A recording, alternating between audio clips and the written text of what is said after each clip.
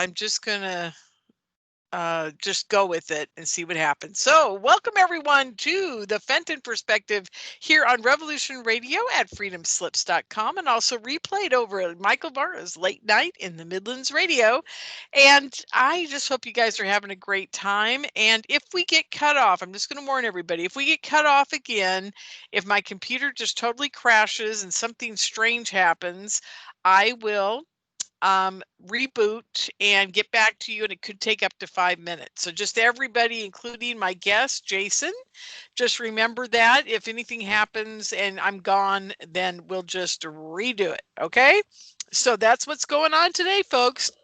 Big fun, just what I needed. Another disaster to happen. Well, okay, I was going to rant today, but I think instead of ranting, I'm going to tell you guys about my kitty cat that I just finally had to put to sleep, my second one. She was 18 years old and she was beautiful, and she was a Siamese with no tail. And she's a little tiny cat, little apple head, seal point. And boy, I'm telling you something though, she could screech like a banshee. There was every morning, man, at 5 o'clock in the morning. Rah, rah, she sounded like a baby crying. All the neighbors thought we had our grandkids over here. I'm like, I don't even have kids, let alone grandkids, But I live in a senior mobile home park, so it's like when they heard that, they were all like, "Are your grandchildren visiting?"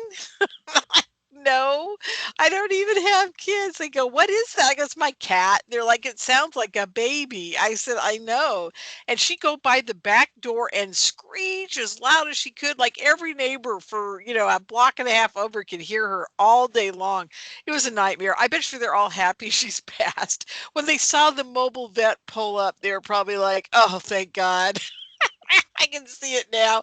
And I'm sure she's going to haunt them. I'll tell you what, that cat, man, she'll haunt somebody if she didn't like him. But swear to God, the most purrable, most amazing. She just lay in my shoulder for hours. I mean, she was the best cat I ever had. And what's interesting about Siamese, I don't know if people know this, they're used as guard dogs in Siam.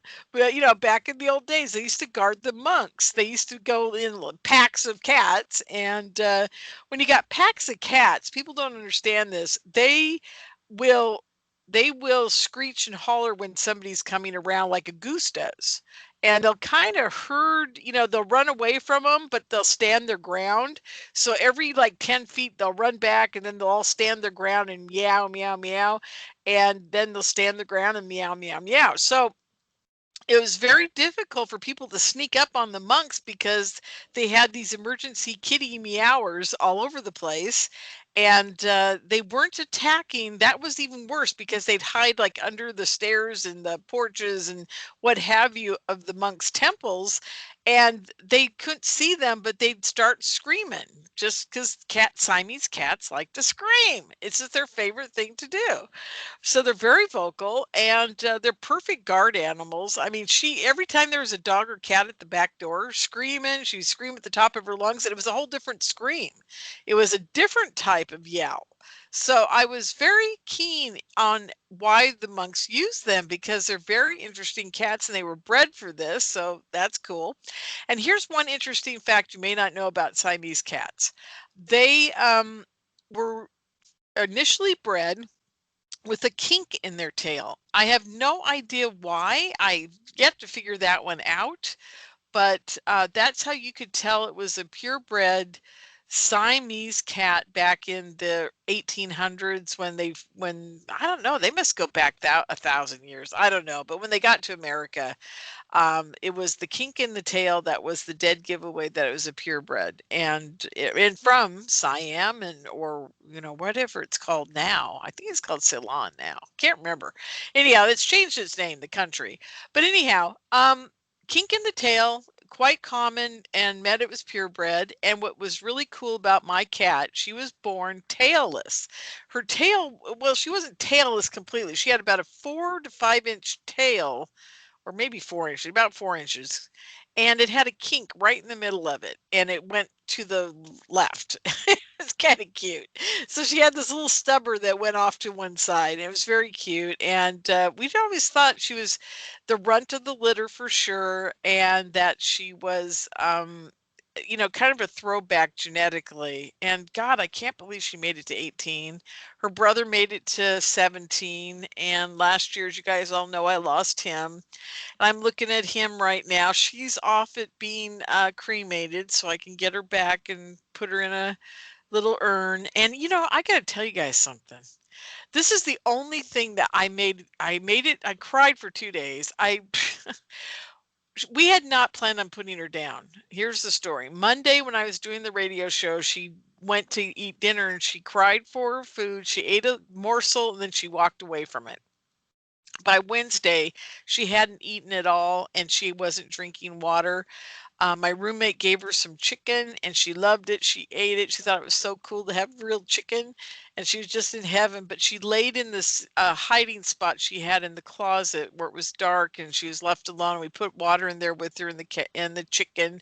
She ate that and it was Wednesday and I thought, well, maybe I can save her because it's been really hot and I just think she had a heat stroke and I think she was too old to handle it. I think she was going downhill fast, but I thought maybe I can save her and keep her alive for 6 more months, kind of thing. So I took my $1,200 check from the government that I'd been saving because I knew this was going to happen.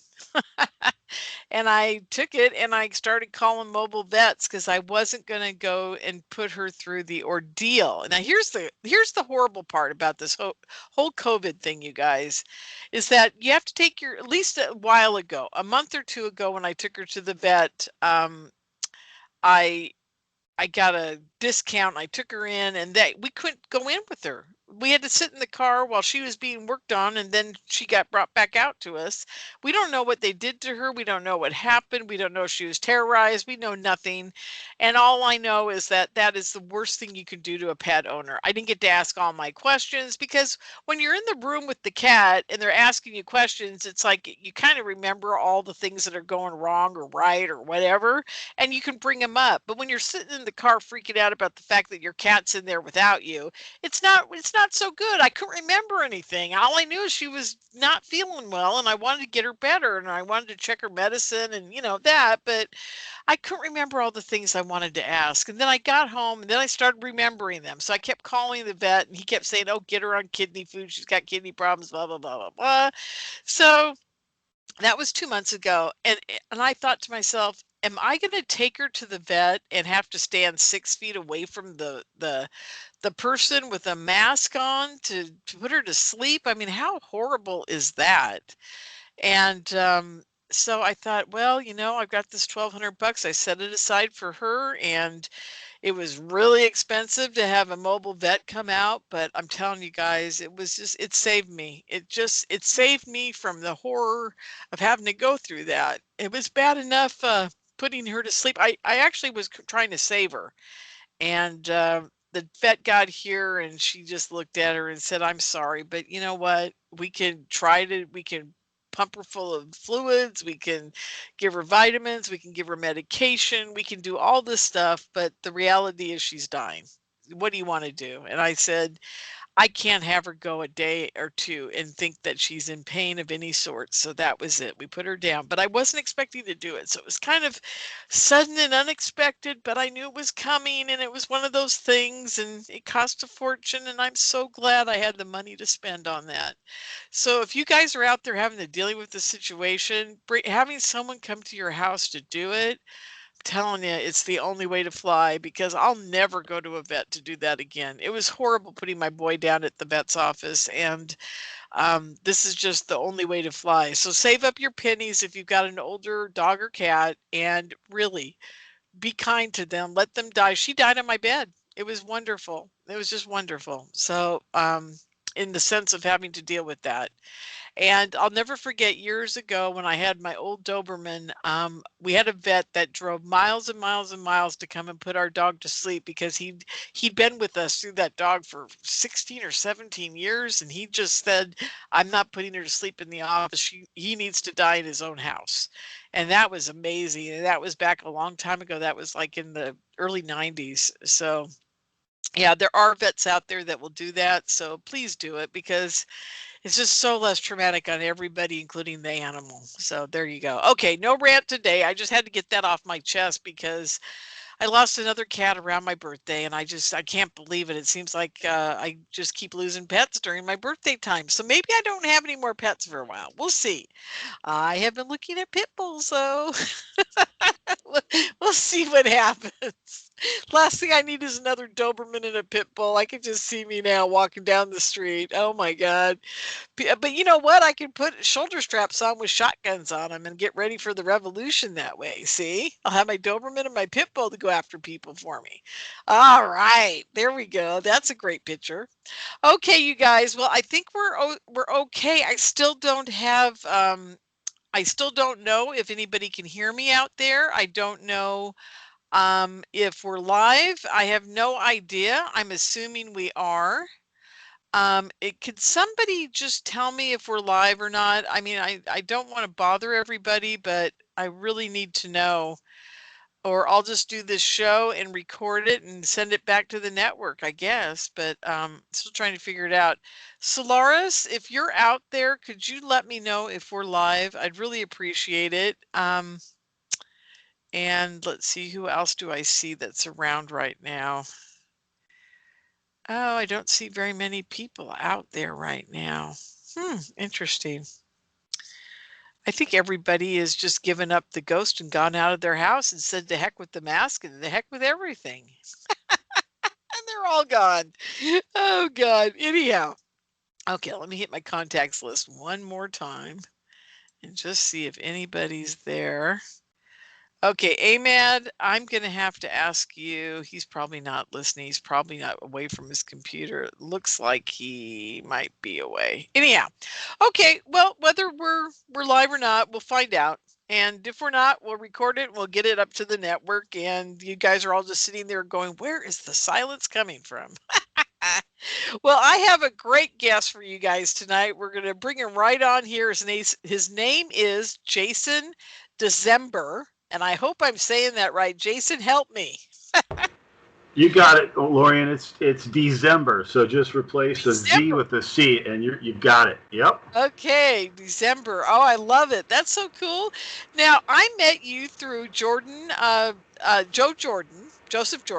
Yep. And you guys have, which group is it called? I always butcher that too. So tell us the name of the organization that you guys are in charge of. So our ministry is CE4 Research Group, and you can access that page by going to alienresistance.org. Ooh, so alienresistance.org. Ooh, I love that. Yeah, so cool. That'll take you guys right to Close Encounters of the Force, so CE4 Research Group, and there's some great information on that site for people to look at, and you can kind of include testimonies and things like that. So excellent, excellent. I'm so excited. That's wonderful. Well, now, how did you and Joe meet? Let's start there, and then we'll go backwards and into your experiences and the things like that. But how did you guys get together? So Joe, I ran into his testimony he had done, and I think it was in Roswell. He was doing a testimony, and I think it was the late 90s, and this was kind of the end of my encounter. And I just randomly came across his talk on YouTube. Had a huge effect on me in my life as far as just really helping me out. I really needed the help at that time. And it was everything at that time that just kind of brought everything together for me to help me. And I wanted to reach out to him for years. And so I tried to track him down, couldn't get a hold of him. I was a couple of years, I think it was 3 years. I came across him May of 2016 So around April of this year, I was watching YouTube channels and I came across a Josh Peck interview that he had done not too long ago. So I was pretty excited. I watched the video, and he had left I think he had left an email contact and actually a phone number at the very end of the interview. So I said, what the heck, I'll give it a shot. I ended up I sent him a quick email, just kind of breaking down my experience. And then I left my contact number, sent him the email, and within 30 minutes, my phone rang with a Florida caller ID coming through. And I thought, that's weird. I don't really know. It's probably, I don't know, spam call or whatever it was, robocall. So I didn't answer it. They left a message. I ended up listening to the message. It was Joe. And he just said, hey, give me a call back. This is my Magic Jack number. I'm in South Korea. And I was blown away. Absolutely I couldn't believe he had called me back. So I ended up calling him back immediately. Yeah, I was like, wow, 4 years have gone by and this is actually happening. So I ended up getting him on the phone, and we must have talked for, I'd say, 2.5, 3 hours. I went through my entire experience with him, and we just talked, and it was just an awesome conversation. I just wanted to really tell him how much his testimony and what he was doing, his research, had really saved my life, or at least had a big part of it. And he said, I'm working on a book right now, and he said, I don't know if I'm going to be coming back to the States. I'm 66, and how old are you? And I said 48, and he said, I kind of looking for someone to partner up with, because if I don't make it back there, I'd like to have a representative over there, and I'd actually like to have you help me work and finish up this book I put together. So nevertheless, I was absolutely floored and said, well, that's not really the reason for the call. I really just wanted to tell you that I love you and that you're a great man, and I respect you, I respect your research, and why don't you pray about that or something? Why don't you think on that before you throw that out there? And he came back and said, I don't have to think about anything. It's already done. So there's how we met. You know how he is.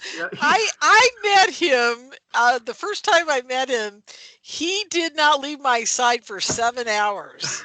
I mean, I'm telling you, Joseph is a pit bull, and I love him for that. I absolutely adore him, because if he had come up to me and he had just introduced himself and talked a little bit about himself and left, I would never have developed the respect I have for him now, because he sat in there and in that room with me, and he he didn't try to convert me, but he certainly was on the verge of it.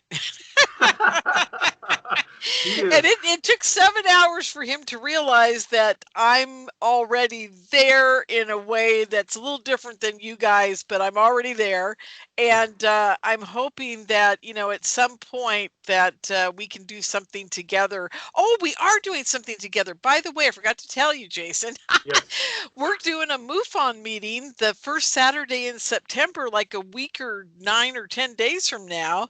And it's going to be you and Joseph and the lady in Australia. Awesome. Yeah, he had mentioned that to me. I didn't know if that was a go, but that's great to know. I look forward to it. It's definitely a go. I just got through doing a bunch of other things I needed to deal with, so I'm now going to start advertising that. I just got through with Time Travel Con. So anyhow, so I'm so excited about that. It's going to be such a wonderful day. We'll promote it later in the show. Anyhow, cool. So you meet him, and I understand completely why you said think on it and then get back to me, and I totally get why he just went, no, it's already done, because he already had seen it, right, Jason? Yeah, I mean, it was almost as if he was expecting the call. I was just, I mean, you have to imagine, for me, I was taken back. I mean, 3 years had gone by, and I mean, the chances, I don't think there's any happenstance in life anymore from my experiences so far. So I definitely thought that was divine intervention. Absolutely. And yeah, and I was just, like you said, he's the more I get to know him, if someone asked me who was my mentor in life, I would have to say at this point, he's a brilliant man. He reminds me a lot of my father, who I'm estranged from. I learn a lot from him. We've had some really good conversations and just going through the research, and it just, for me, it's been hard as a young guy. I always hung out with the older people. I always was, when I was going to bars or I was going to parties or wherever it may be, I always hung out with the older crowd. I never really had an interest in hanging out with people my age or even a little older. So yeah, it's just to finally meet somebody who I feel like I can trust and who's helped me out, and that who I've been able to build this relationship, and then obviously tackle this book with. It's a great resource for people who hopefully it will help.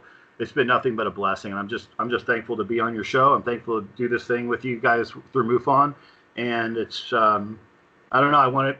Being able to give back is something that I wanted to do, and I feel like at that point in my life, in fact, this year, I feel like I really didn't have. I didn't feel like I hadn't done that yet in a significant way. So I'm hopeful that God can use me, my story, with Joe, and that people can get some help that they need if they're looking for it. So.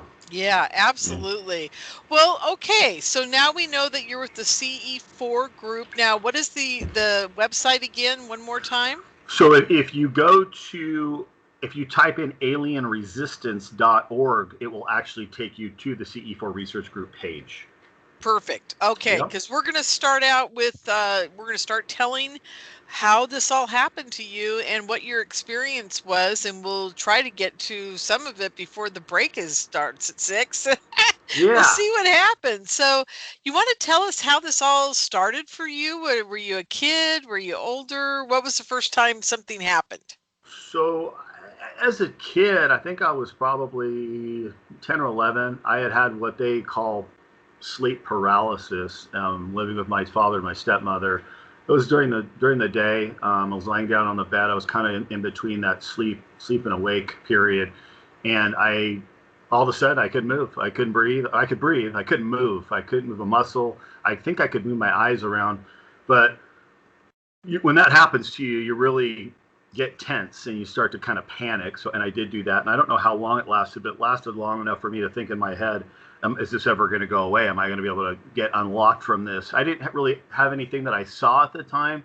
I know that I was just really, I had a lot of fear, and I was panicking, and it went away. It must have been just a couple minutes, but that was really the only thing that I had ever had happen to me in my life. I was always fascinated with outer space, spaceships, different planets, the galaxy, the solar system, aliens, UFOs. I really had a fascination for that stuff as a youth, in my youth, and that was about it. So as I grew up, nothing really happened. The experience that I had started October 6th, Sunday, 2013. I had just gone through a second divorce. I was living alone. I was in really bad shape, very depressed. My kids were taken away from me, and with the ex-wife, and I was just having a really difficult time kind of dealing with everything, and I was really struggling with depression, kind of getting some weird suicidal thoughts at the time. I was using drugs, I would say 2 years prior. I had gotten off of the drugs, and I was trying to better my life and trying to find a solution to get out of the depression and just try to get my life back together. Can I ask what kind of drugs were these? Antidepressant drugs, or were they street drugs or alcohol, or I had gone through the gamut. drug? I had gone through the gamut. So when she left, it was the Xanax, it was the Wellbutrin, the antidepressant, right, alcohol. Yeah. It was the street drugs. It was the alcohol. It was the marijuana. It was the speed. It was the really at one point, at my worst, really kind of consuming everything I could at that time, which was, I really don't like to think about that, but that's the truth, and that's what happened. Yeah. The good thing about it is I was that day that this encounter had started, I had stopped using. I probably hadn't been using anything for about a month. I was actually reading a Bible. I was listening to pastors on these radio stations in Southern California, and I felt like there was a shift happening that I never felt before. I kind of was estranged for that year and a half when she had left, because I'm estranged from my father, my mother. I don't really talk to her. My grandparents are very elderly. My grandfather passed recently, so my grandmother's she'll be 92 in September. Not really a huge family base, so I was kind of alone and isolated during this time, which made things a little bit more difficult for me. I really never experienced that. Were Just total. you Yeah. were you working at the time? Were you able to hold down a job? I was, but I wasn't performing like I used to. I was a mortgage banker at the time, and I was really probably the top of my game at any lending institution I worked at. But I was struggling. I was getting through the motions, and yeah, I was working. I was, um, Well, that's and good because, yeah, most people in your position at that state in their life usually can't even hold down a job. So yeah. you're a strong character if you could hold down a job and do all that at the same time. I'll tell Didn't you have a that. choice. I mean, I'm one of those guys that kind of I got raised old school. You got to go to work no matter what's going on. So that Well, was always you my know, mindset. Me too. I was raised old school, and I go to work if I'm half dead, I'm still at work. Amen. It's Yeah. there's no if the cat's got to be put to sleep, guess where I'm at 1 o'clock? I'm in the car heading to work. Right after I put the cat to sleep. So I mean, it's like, yeah, I mean, you don't get any time off for good behavior if you're doing bad behavior. Exactly. Exactly. So I mean, there's a real truth to that. I'm telling you. No, absolutely. Anyhow. The kids and young people did it today don't see that. It's a little disheartening, but I don't really see much of that hard work ethic today, which is Well, I don't either. Not to go off on a big tangent here, but I'm flabbergasted at the lack of non-work ethic, and then them having this entitlement stuff yep. that's going on that's just mind-boggling to me. And I don't blame them. I blame the school and I blame their parents because the kids should never grow up without a job on the weekends, cleaning the house, cleaning the barn like I had to do. I There mean, you go. something. You've got to find something in life you got to do in order to figure out what your passion is in life. And if you don't do, you'll never know. Well, when we Because were younger, you had to work for things, right? You had yeah, if you want to go buy an album, you had to work for it. So you could go to the store and buy the album, right? You could read the exactly. lyrics. If you wanted to learn how to play the guitar, you'd sit in your room for hours at a time and you learn how to play the guitar. You go get lessons. Everything is just it's the I generation, it's the me generation, and everything. A lot of it has to do with the little thing that we have in our pockets all the time, Oh, because you can really do yes. anything you want to do, right? So I know, and the problem is that everything was given to them, and especially in competitive sports and anything like that, everybody was a winner, and that's yep, really sad because yep, you need to learn really early that there's winners and losers, and if you're a winner, you can help bring along the losers, but you can't do it if you're a loser too. yep. I totally I agree. mean, I I don't, totally I agree. don't even get how this whole thing happened where there's like competition but no competition. It's like, Well, and oh my God. ergo, we find ourselves in the state of the affairs that we're in now. So, Exactly. And this lack of God in everybody's life. I mean, I don't it's even get that one either, but we'll get to that later, a little bit later here. So, anyhow, sorry to go down that no, no, tangent. no, Just no, had no, to no. rant a little bit. No, you make me smile, Lori, and you remember cracking me up at the beginning. And by the way, I do. I feel for the kitty cat, because my wife loves our cat, and if anything happened to it, she would be devastated. So I I can know. empathize with you. Yeah, But just start that little savings account for the mobile vet. I'm telling you, right. But speaking, because oh, I'm sorry. Go ahead. yeah, I was just going to say it's really important that they die with you and not in a hospital situation. It just really is, very important, at least I to agree. me. And I No, think everybody yeah, should prepare for that. I agree, and that's that she's. You remind me of her a lot when we were talking about kitty cat. So, but back to the story, and that's a good segue as far as work ethic. It was a Sunday. I had for that month. I think it was probably a good month, maybe 5 weeks. I was clean. I was searching for God. I really felt like it was the last thing that I could. I mean, the drugs didn't work. The alcohol didn't work, and the depression, the despair, the isolation in that little place I was renting. It was too much for me to bear. But I did feel like something was changing. I just felt like something was like with the Bible, as I was reading it and as I was listening. I felt like I was being um, I felt like there was going to be a breakthrough that was going to help me get back on my feet, get up and start my life over again. And ergo, the encounter happened. I was at work on a Sunday. I had keys to the office in Irvine, California, and I was going to put in 6-7 hours. So I was where I worked up, and there was kind of a high rise. You could look over Newport Beach, and I was just working, and I was looking out the window, and I could see this big light in the sky. I didn't know what it was. I just knew it looked different. It was stationary, and it was big. And for me to see it from that vantage point, which is what, probably 15, 20 miles away, I don't know. It was really weird, and I needed to, and I knew that I had to pick up a friend from work who I was giving a ride home. She lived by me at the time, so I would give her. She didn't have a car, so I'd give her rides to her job back and forth. And she happened to be working retail that morning at a place down in Newport Beach. So I think it was about 7:30, I decided to get on the freeway, and I drove towards where she worked, and that light it started getting darker, and the light stayed in position. I think it was hovering over the Hoag Hospital area. And oh, I know right where that whole area is. Yeah. Okay. So I went there, and I was about 20 minutes early for her to get off at 8, and I just sat there and watched this light. And as I watched it, it would get really bright, and then it would suck in, and it would get really small, and it would get really bright, and then it would get really small and disappear, and then it would move over. I don't know, a certain, like, it would disappear, and then it would show up like to the left, and then it would disappear again and show up to the right. Well, there's a security guard out there, this woman, and I said, "Hey, do you see this?" And she watched it with me for a while, and she was like, "Yeah, I'm gonna go. Actually, I live over here. I'm gonna go get my video camera."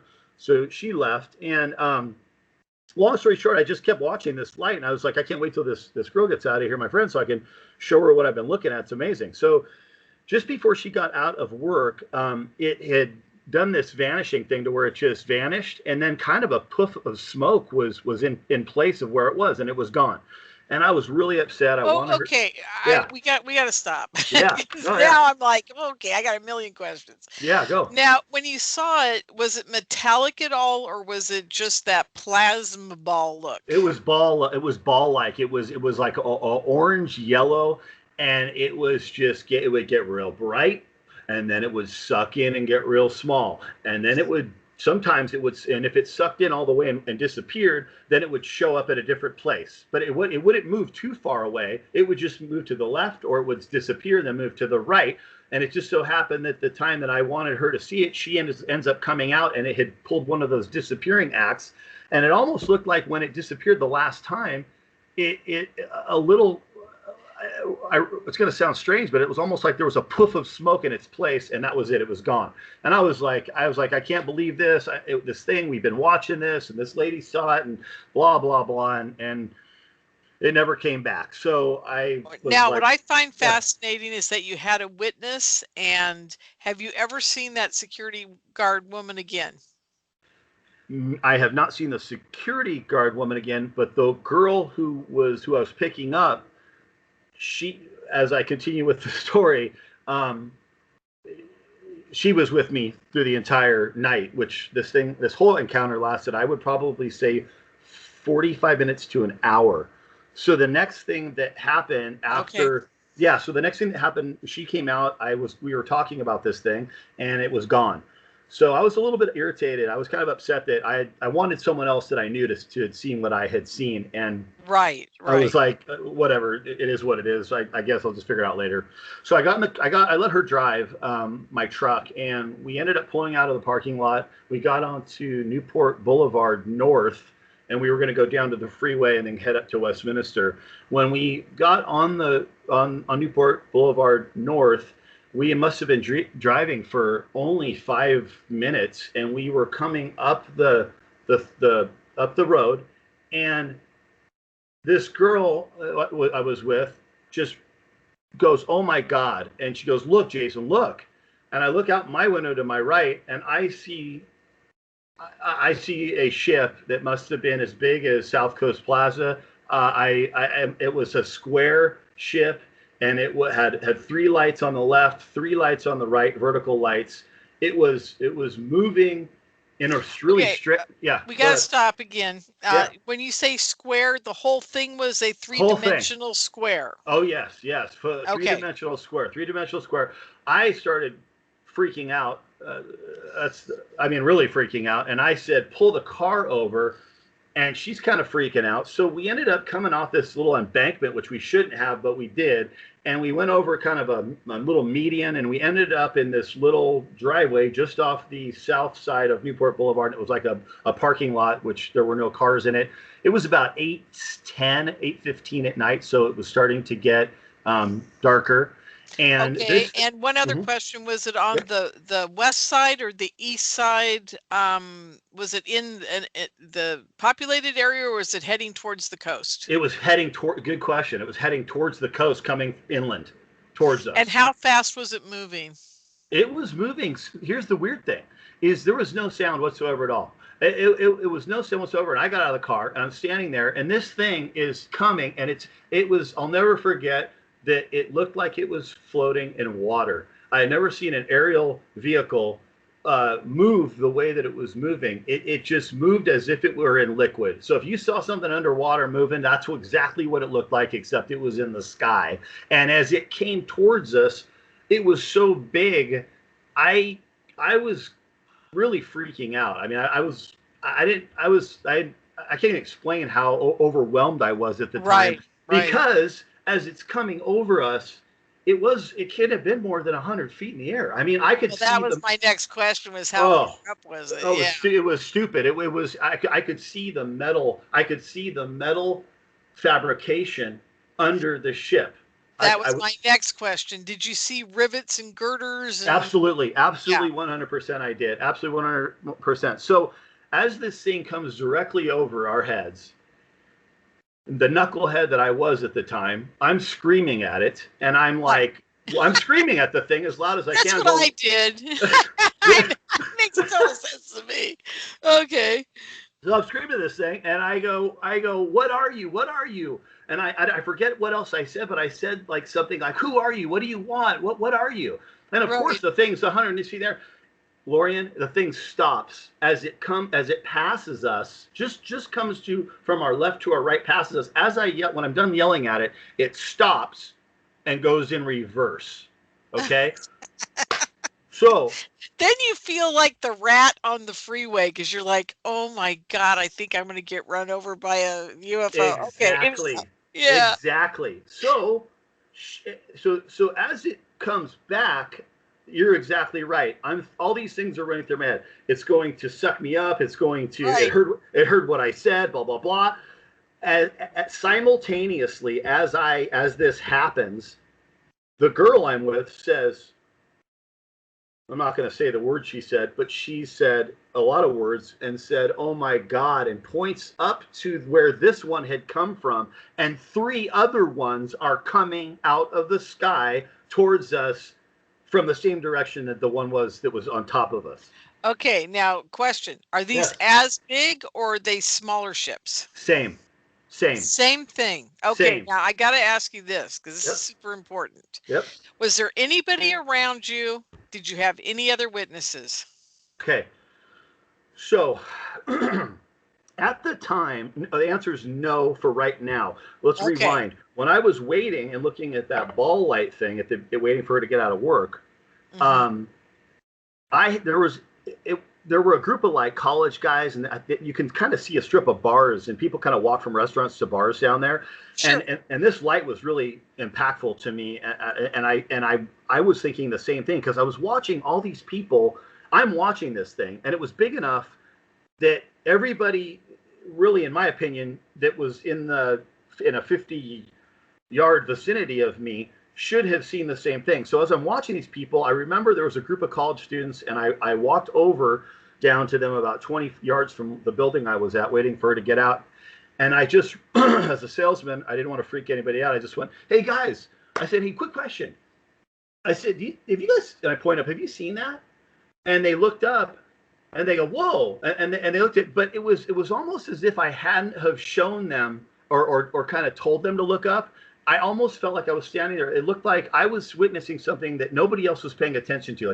Like I was in my own little movie, and I didn't understand why no one was seeing this. So yeah. And I'm going to say something. This is important for people to understand that there is such control over what we see and don't see on such a deep level that you could have that whole thing over a Giants, baseball game here in San Francisco, over the whole thing full of people, and I'll bet you only 100 people see it because the others aren't allowed to see it. It's like they look up and they don't know what you're talking about. I think they can see it, but I think their brain is scrambled so much that their optical nerve can't make heads or tails of it, so it fills in the sky. So they can't see it really. But they know it's there, and because I've talked to people later after a group sighting where some people say I never saw anything, and then they get regressed, or they just do a relaxation meditation, and purposely three of the other people in the group never told them what shape the ship was, okay, on purpose. This was an experiment that we kind of did years ago to see what would happen between Mm-hmm. those who can and those who can't see the ships. Mm-hmm. So they never told them what they were seeing, but they said it's up there, and can you see it? Oh no, I can't see it. Okay, fine, whatever. So later we tried to get them to tell us what it was, if they could see it, if they could meditate, do psychotherapy, whatever it takes to figure out if they could figure out what kind of ship it was. And lo and behold, to a T, all three of the people that said they couldn't see it, two of them did hypnotherapy, and they gave us the shape and drew the shape of the ship, and it was perfectly exactly what it was. So I know they're seeing it, but they're not seeing it. Okay, that's how mind controlled everybody is under that ship. So, or Thank you your for that. ship, Thank you for that anything. because thank you for that because I agree 100%. And then you'll see as this nightmare starts to unfold, what else happened, and you and I are kind of on the same track. So as this happens, we panic. Obviously, both of us panic. She gets in the truck. I have her drive. We don't know how to. We've got to get to her house, which is probably 12 miles north east from us. And so I didn't want to I didn't know what to do. I just thought, let's get on a road and start going north as quickly as you can. So I said, let's go to PCH because And it's and the and I closest place. gotta interrupt you one more Yeah, time. yeah. You guys are seeing this thing. There's three more coming. This thing's huge. You're freaking out, and all you can think about while this is happening is Independence Day. Pretty much, pretty much. All you're thinking is, when are the beams going to blow me into little bits, right? Or when are the aliens going to come out and rip me apart? And Absolutely. so you're panicking, and now you're getting in the truck, and your adrenaline's flowing, and you're freaking out, but nobody else is around you. Okay. Exactly. Okay. Exactly. So now it's dark. Now we have driven erratically from where we were to PCH, Pacific Coast Highway, and we start heading north. Okay. As we start heading north, there's a long stretch of road that to your left is the Pacific Ocean. There's Catalina and there's oil rigs. To your right, you see you see Huntington Beach, you see Newport, Westminster. You kind of see the inland cities. So Right. as we get to PCH, here they come. Here they come. It's those ships that we had seen from the beginning were gone. Now flying over the car as we're driving are discs to my right, spinning, metallic, spinning around, silent, just like the other ships were. On the inside, under the discs, were blue lights spinning the opposite way of the discs that were spinning. I was seeing the yellow lights that I had seen originally posted as far as my eyes could see to the right, away from the ocean. I could see those yellow sunburst lights over buildings, and they were stationary over every single building that I could see as these discs flying over our car. And these other ships, I would say there was probably three different types of ships that flew in formation to their kind, but they were flying overhead following us, and the panic And I thought that, in my mind, I thought this is an armada of because of the lights that I could Right. see in the distance, which were, there must have been 20 to 30 of these things as far as the eye could see over buildings. I'm thinking, okay, well, this is a full blown invasion. I've got these other ships flying over our head in different formations, and they're different, but the ones that were like the discs would stay the same, the other ones would stay together, but they were just flying as if they were on top of us and around us, and we could see everything. And this poor girl, I was 41 at the time, and she was 20, and she was having a really rough time. I started, and here's one thing I want to make clear. I grabbed my cell phone at the time this was happening, and I called the woman who was renting my room to at the time. I called her. I said, "Go out of your house. Go out of your house right now. This is what's happening. Blah blah blah blah blah." I see nothing, Jason. I see nothing. I get off the phone with her. I call my uncle, frantic, right away. I know exactly where he's at. If this was happening, he would have seen him. He answers the phone. He goes outside. I see nothing. I see nothing. I think those are the only two people I called during the episode. They saw nothing. I hung up the phone. So as we're continuing, the madness in your head and the feeling that's going through your body is something that, like, I don't, as far, I mean, there's not even really a word to describe it. And then to make things even that much worse was about, I don't know, as this is all happening, the poor girl next to me who's driving my truck says, "Oh my bleep God." And she grabbed my head, and she goes, "Look." So I look to my left, which is over the Pacific Ocean, and on top of everything else that's happening, I see these fluorescent orange cylinders that were vertical, huge, like torpedoes, but huge. And you couldn't see anything on them except it was just a bright light, and there was probably 3 or 4 of them, and they were hovering no more than 50 feet above the oil rig. Once I saw those and those Mm. discs, I turned into a guy that I had one mission. I've got to show people what's happening. So we continue at PCH, and we get to the Jack in the Box where you hit Warner. We make the right. I said, "Stop at the nearest gas station. Stop at the nearest gas station." The ships that had followed us up PCH had gone over us and had flown away over some time after they had made their presence known. But the light balls, these like I call them mini suns, they're floating everywhere. So we stopped at the first gas station, and I ran up to some people, all crazed out of my mind, and I said, "You guys see these? You guys, same thing that happened where I picked her up." They looked up, and I had to point up in the air. And then once I did, they locked their eyes on what they were seeing. And I got back in the truck and I said, "Let's go, let's go." So I kind of think I wanted validation that I wasn't losing my mind. And Did they actually say, "Yes, I see it"? I don't think that the woman and her daughter said yes, but when their eyes made contact with the light, they stopped and they were paying. They did see what I was seeing. Now, Okay. yes, Okay. for sure. So the last stop that we had to make was at an AM/PM by her house, and it was right next to a Tommy's drive-through hamburger place. And so as we pull up to this area, I have her park, and there's a guy standing by the pumps at this gas station, and he's looking up, and he's not moving. And I can see him I'm still in the truck. I see him, and he's looking right at these things. He sees them. So I'm like, "Oh my gosh, I got to run up to this guy." So if we pull over, I get out of the truck. I walk up to this guy. I stand right next to him, and he's looking right at these things. And I looked at him, and he didn't even look at me. I looked at his face, and I go, "What's going on?" Right. I go, "What's going on?" And he goes, "They're here all the time." I go, "What?"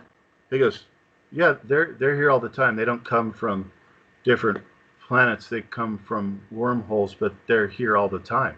And I just stared at this guy. He was a strange guy, but he knew. It's almost as if he wasn't scared. It didn't bother him. It was the weirdest thing. So as this is, yeah, it was really weird. So as this is I'm sorry. happening, This is no, like the best movie script ever. Go ahead.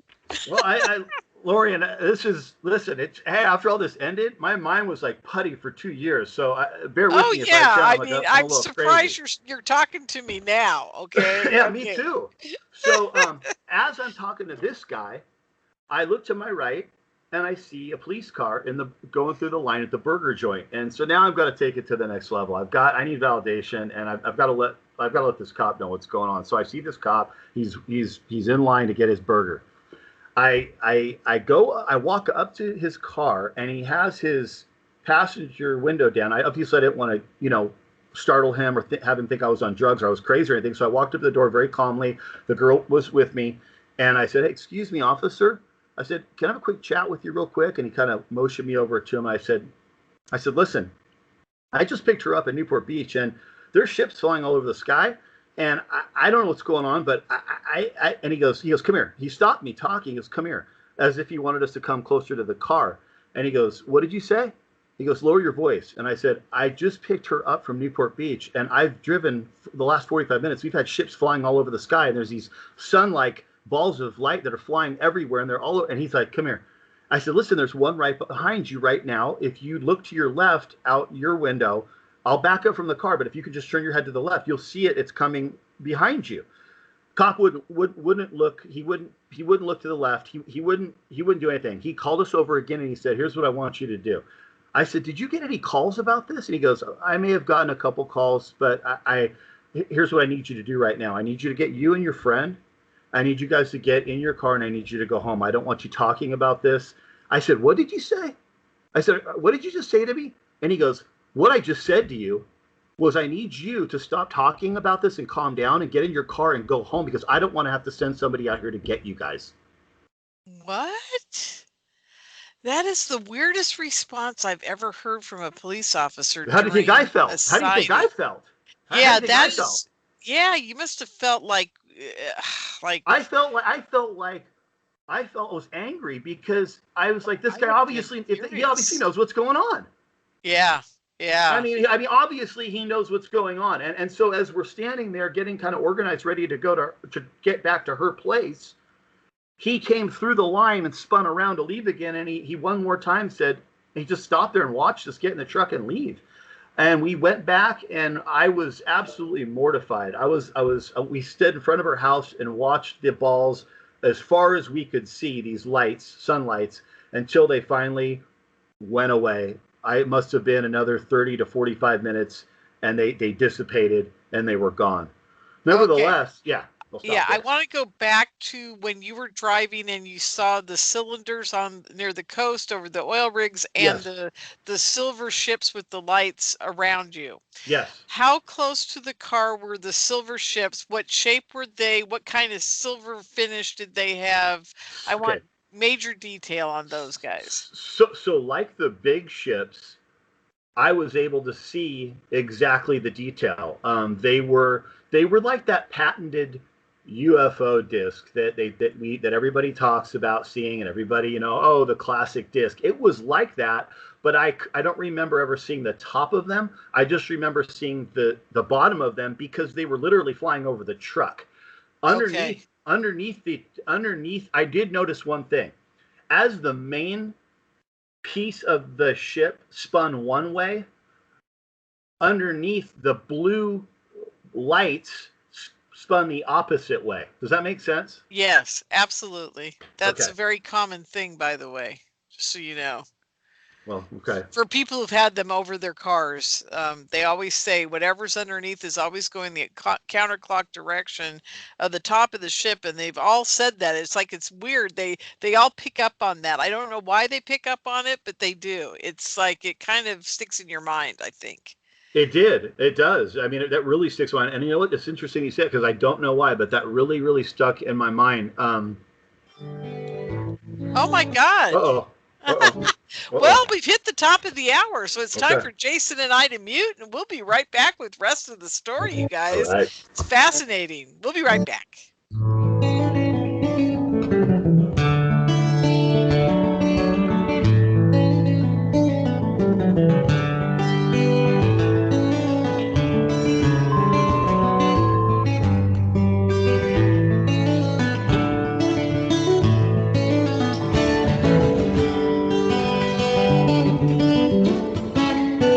You're listening to Revolution Radio at freedomslips.com, and we'll be right back after this message.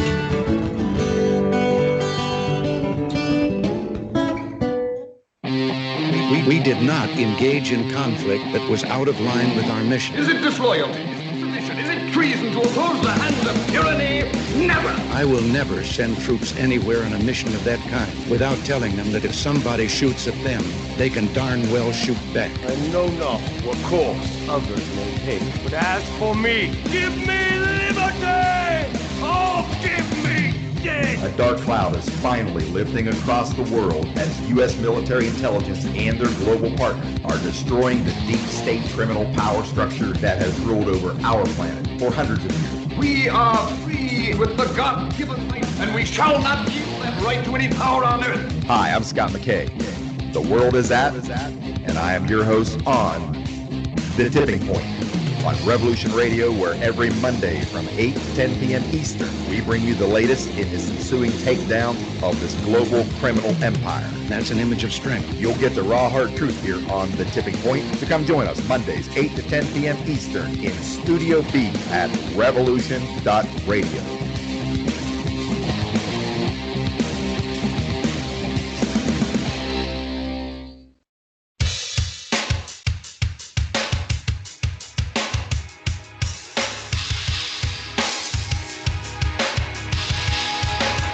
Enter into a world unseen on Raven Star's Witching Hour.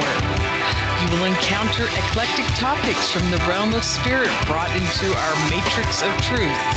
With your host, the Solaris Blue Raven. Solaris will bring you an array of unique guests covering topics from ghostly spirits to amazing anomalies, covert technology, UFOs, and shadowy global events. And that's right here at Revolution Radio, freedomslips.com, Saturdays, midnight till 2 a.m. Eastern Time. Revolution Radio, where information never sleeps.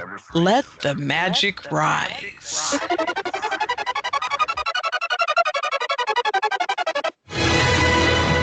I want to thank everybody for listening to Revolution Radio at freedomslips.com, the one place where information never sleeps.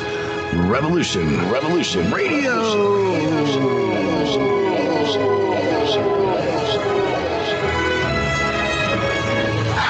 All right, let's show them what we got here.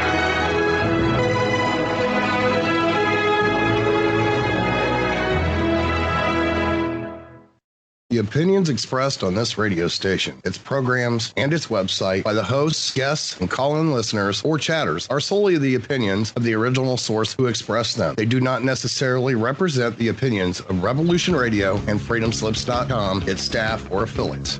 You're listening to Revolution Radio, freedomslips.com, 100% listener-supported radio, and now we return you to your host.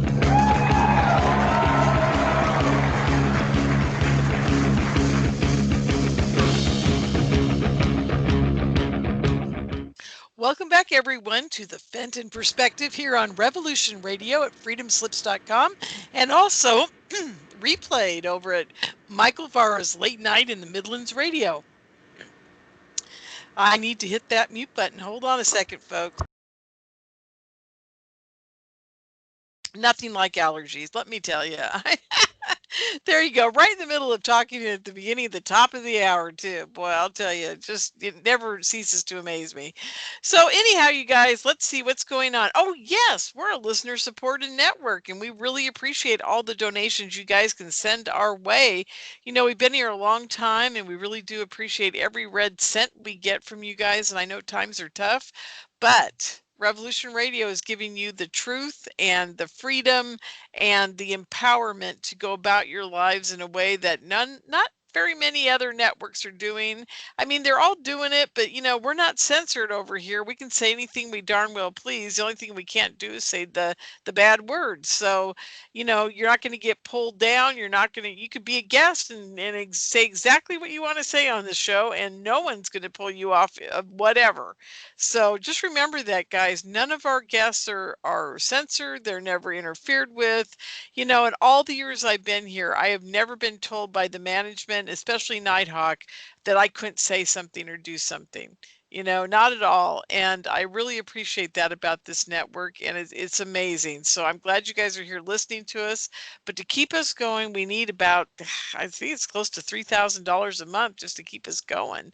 So I hope you guys are donating when you can, as often as you can, and we really do appreciate it. And I think in September the archives are going to be paid for, and I think by then you guys, $5.95 a month, that's it, and you can listen to us anywhere you want. You can take the archives with you. You can go swimming. You can take me in the shower with you. You can take me for a long drive. You can take me anywhere you want and listen to me whenever you want. So please do that whenever you can.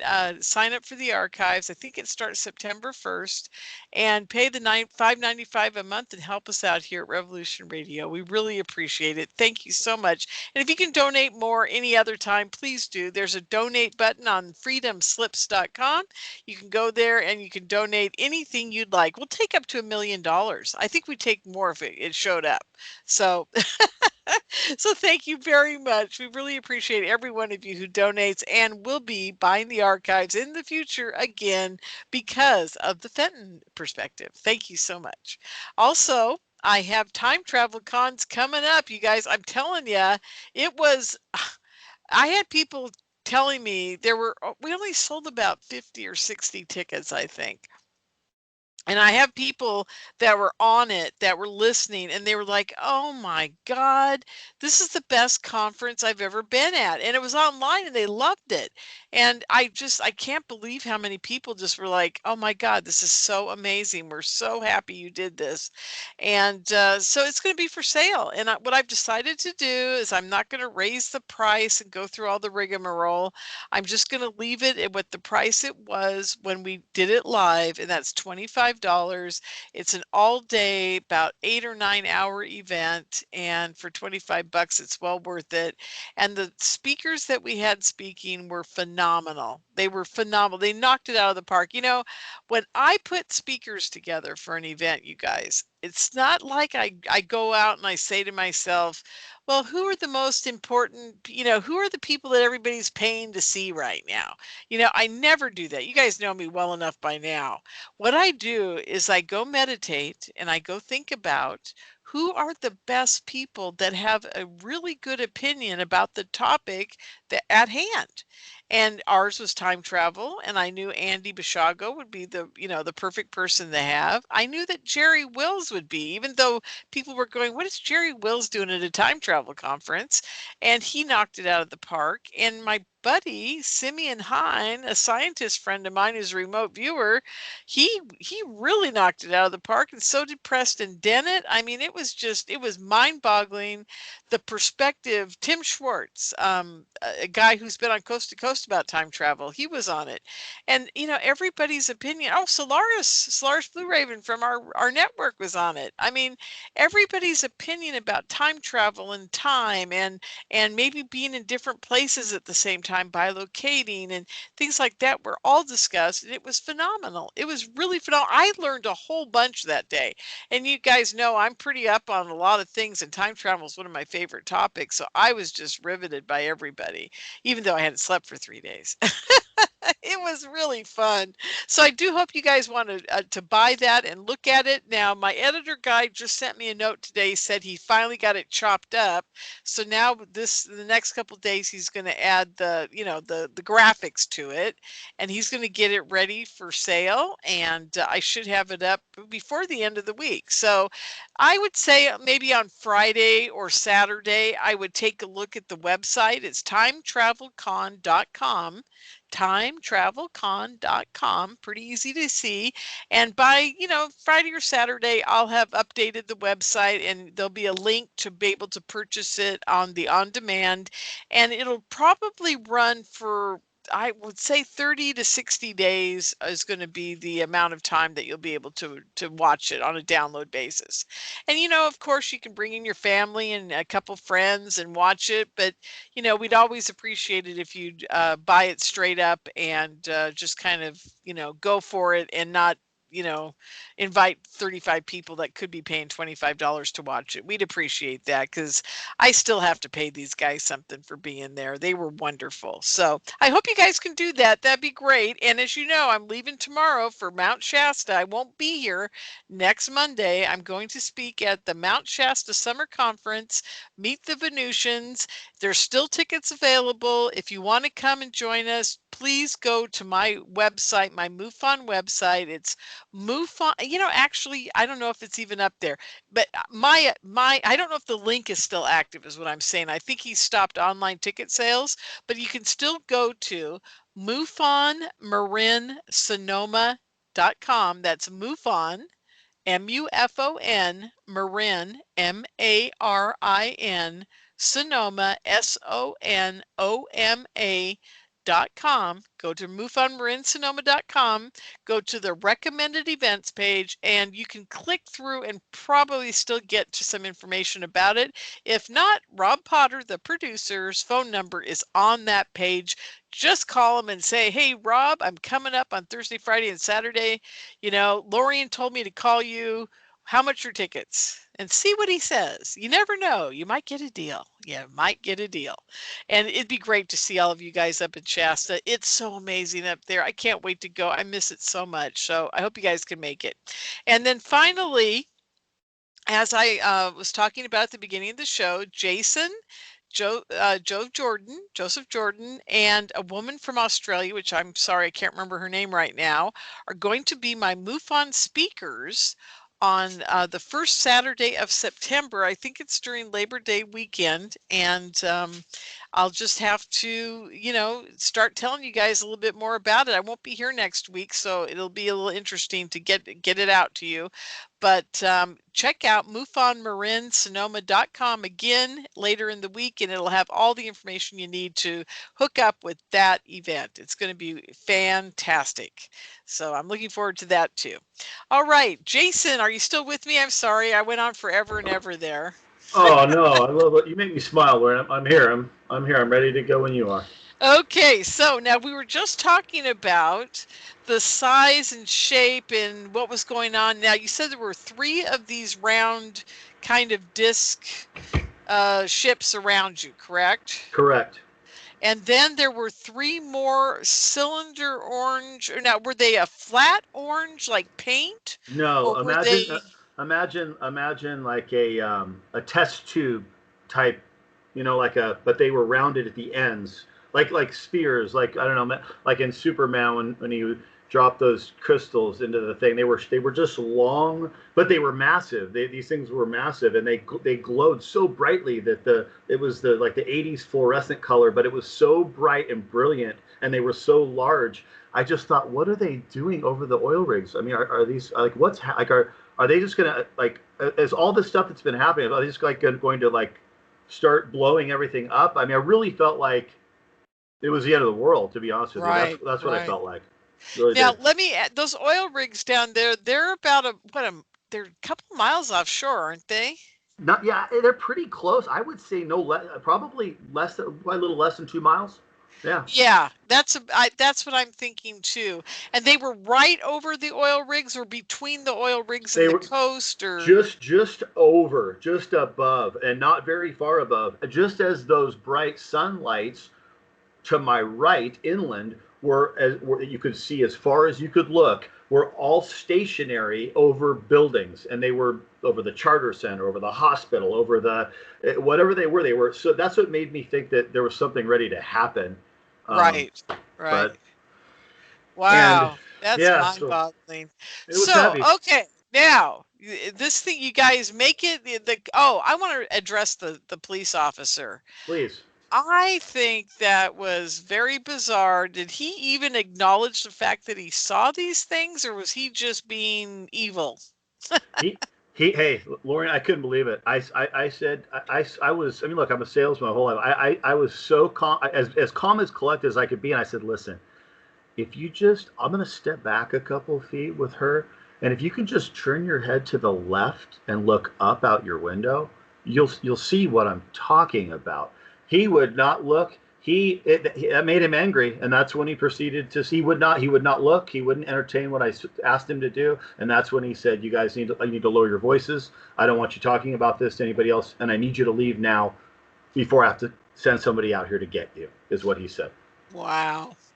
Well, now there is two sides to that, to what he was going through. First of all, you never turn your head away from anybody, even if they step back, because you don't know if they're going to blow your head off with a gun. Okay, that's That makes number sense. one. Yeah, I mean, if I was a police officer, I wouldn't have done that. But what I would have said to you as a police officer, curious as to why you were acting the way you were, I would have said, let me, when I get through the line here, I will come over and join you and we'll go look for it together. That's what I would have said. You think a normal police officer's reaction would be, well, if there's something going on, maybe I should know about it, but I'm going to get my food first, right? That's what I thought. And That's what I so when thought. he did come around, he just stared at you. He didn't approach you and talk to you and try to figure out what was going on. No, he had gone through the line. He kept his eye on us, and then he made sure we got in the car, and we were leaving as he was leaving. But he made sure to slow down and look at us and make sure that he saw us drive away from that parking lot. And that really was something like you talked about earlier.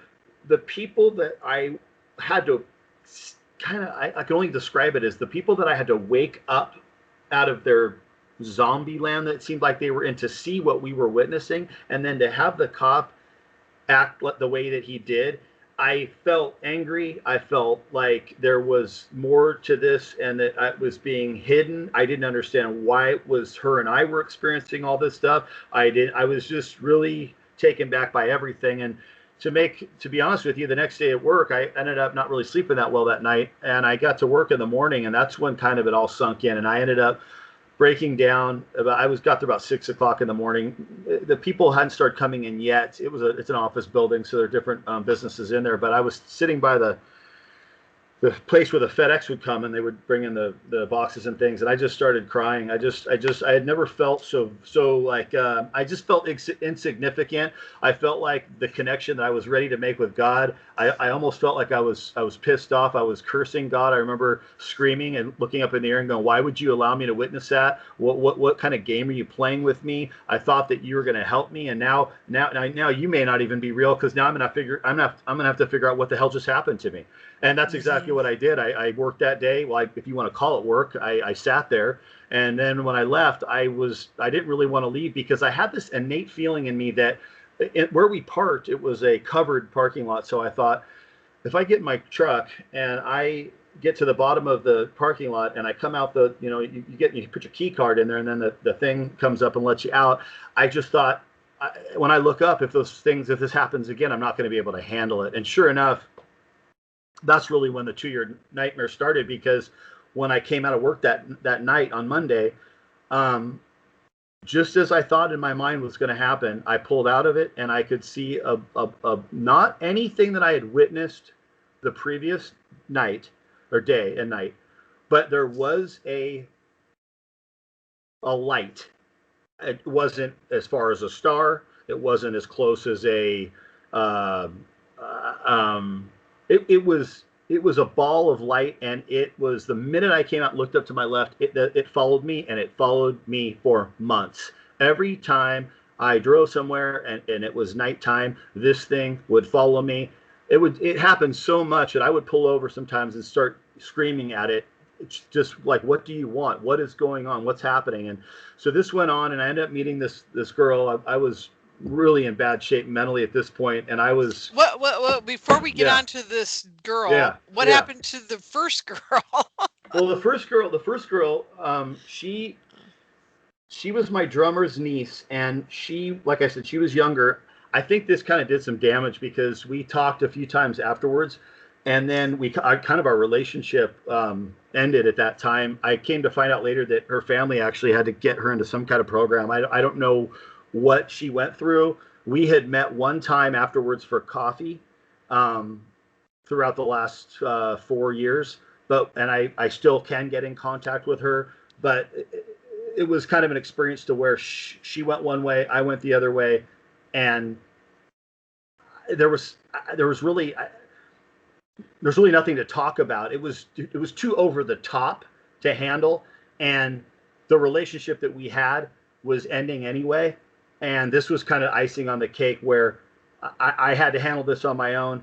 And being that she was a bit younger and she was, however she was dealing with this, like I said, she ended up having to get some major help, which which in retrospect, I wish I would have had.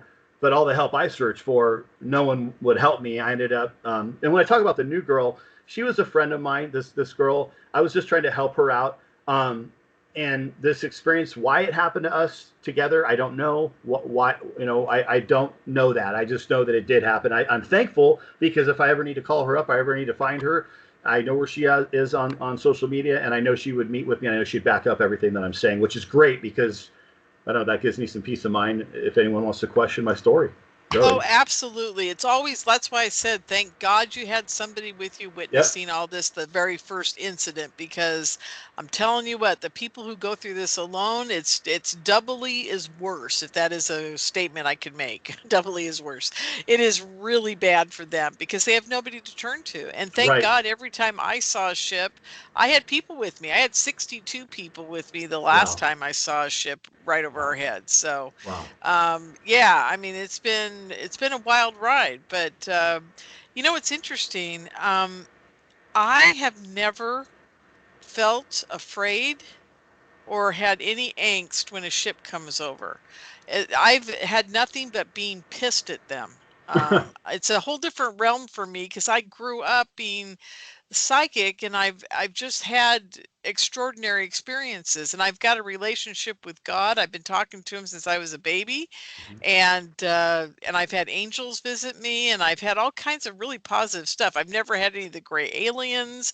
I've never had any of the well, that's not true. I had one reptilian hug me once, but he was thanking me, so whatever. Anyhow, point being, I don't have the trauma or the angst that a lot of people do.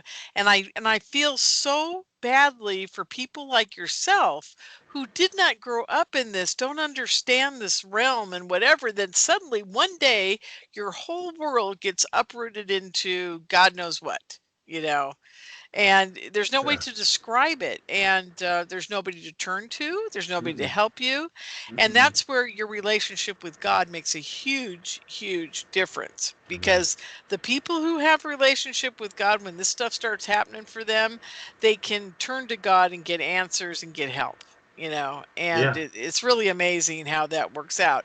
And then there's the other part to this that a lot of people don't talk about and they don't understand. If you're seeing this, you are now enlisted in the Angel Light Brigade, I call it, and you are now part of the battle, because you don't get to see that stuff that's going on right underneath our noses all the time in another, dimension that's superimposed over our dimension, unless you are working for the light. Okay?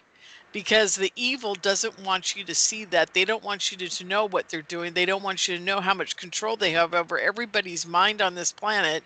They don't want you to realize that this is a very evil, and I call it the evil entity, but it's really an evil cabal that is running this world with the help of these really bad aliens. And I don't know if they're archons and they're just interdimensional and they can zip in and out of people's bodies like being possessed and like demons. I think there's a faction of that as well as the physical beings in another dimension. I think it's a combination of all of it. But the bottom line to all this is, though, there is an evil presence within part of this that is just mind-boggling. I totally agree. I totally agree. Yeah. So so my question to you, and I don't mean to get too personal here, and if you don't want to answer it, you don't have to. Sure. But how did you deal with the terror part of this and understanding that you are now never going to be the same person you were before this happened? Yeah, it's a great question. So after that happened, I went into talk about traumatized. I mean, I don't know how else to explain it except it was horrible to experience something like that and not understand it. It was absolutely traumatizing. I fell back into depression, and I started thinking about, I was missing my children. I had nothing left. I'd lost the house, the cars, the toys. For 2 years I was alone, isolated. I think that's one of the reasons why they took advantage of me. I was a sitting duck for something like this in retrospect, to look back at my life and when it started, how it started. But I was, I gotta interject yeah, something. I'm sorry. no, I think God just finally said, you are really in a dark place, and it's time for you to wake up to the realization of what is really going on in this world. And he welcomed you into another whole reality. you know And what? I know it sounds really horrible, but that's the way it happens for all of us. We all wake up one day and we go, God dang it, I wish I was stupid and didn't know any of this stuff before. Oh my Exactly. God. Lauren, I tell people that if this hadn't have happened to me, I would have gone through life like I was before, asleep. I wouldn't have known it. And it really, this whole thing unlocked the ability for me to look at the Bible differently, to look at creation differently, Absolutely. to look at history differently. And I would not have been able to do it. So we're all created differently. We're all unique. And I think that for me, unfortunately, this is something that I had to go through. And with being the time, with the time that we have, the next couple, 3 or 4 months went by. I went back into depression. I couldn't speak to anybody. I reached out to my uncle to tell him about it. And he kind of laughed me off, and it really hurt me. And I ended up thinking to myself, you know what? I'm going to get a commission check. I'm going to get my guitar. I'm going to get a bag of clothes. I'm going to get in my truck. I'm going to cash the check. I'm going to head north. I'm going to go to the mountains, and I'm never going to come back because, and you know what? I felt okay with that. It was something that I wanted to do. It's something that I was completely ready to do. And all I knew was, you're going to get this money. You're going to get in your truck. You're going to leave on a Sunday. You're going to drive until your car runs out of gas. You're going to walk until you can't walk anymore. And then whatever happens, happens. And that's exactly what I was going to do. Wow. A lot of guys do that. It's very interesting. Men, and some of them take a gun with them when they get to that point too. I don't blame them. I Yeah. really don't. And then that's when Katie came into my life. This is like 4 months after the episode. And all of a sudden, out of nowhere, within days of me actually doing this woman comes into my life out of nowhere. Nothing, and it's not a relationship that, we ended up talking out of nowhere. We met in a strange place. We just talked. She had gotten out of a marriage. I gave her a little bit of my story, and we started talking, and it was a platonic, it was relationship, it was something, and it stopped me from doing what I was going to do. Not that I really had any, I was so dead inside. I didn't have any romantic, I remember the months after this happening, I couldn't relate to anybody, and if a woman wanted to hang out or something, I that was the last thing in my mind. I did not want to have any romantic relationships. That part of me was dead. But having someone that would listen to me, someone who had been through childhood experiences like me and growing up and things like that, we made a connection that I had never made before. And fortunately, I think God put her in my life during the right time. But unfortunately, I dragged her, and we ended up moving in together, almost a year later. And then my fascination with what had happened to me started to get out of control. And I started this rabbit hole to find out why, to find out what they were, and to try to seek out what I try to see more. It was almost like I was obsessed with it now, even though it had done this to me and made me feel this way. I was also obsessed with it at the same time. And so she was witnessing this as we were living together, and it would drive her crazy because I made a list for our interview tonight, because I call it the events. And the only reason I made the list is because, for the sake of time, I just wanted to write down bullet points of things that I'd experienced during that next 2 years, and it was almost as if it was a manifestation of more ships, taking video, taking pictures, starting to see beings. When I would film.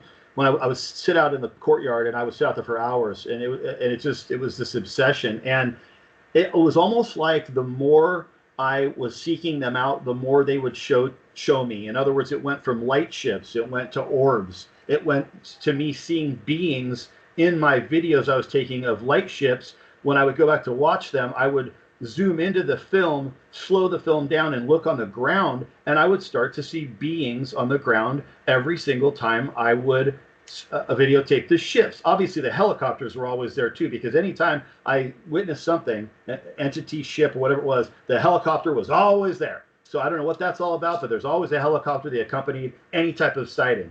And then the strangers came into our lives, strange people saying, coming up to us in a bar or to a restaurant and saying something to us just as if they came out of nowhere, and saying things like, there are more of us out there, and hey, I want to talk to you about, do you know about the Space Force? And I don't want to get too much into all this, but strangers would come into my life, and then I would start like getting on my ISS feed on my phone, and every single time that I would turn on my ISS feed, I would hear audio. Audio would come through the phone as I witnessed beams of light off the ISS and ships and things, and I would be able to hear the people in Houston speaking to American and Russian cosmonauts and telling them in code and speaking back and forth and stuff.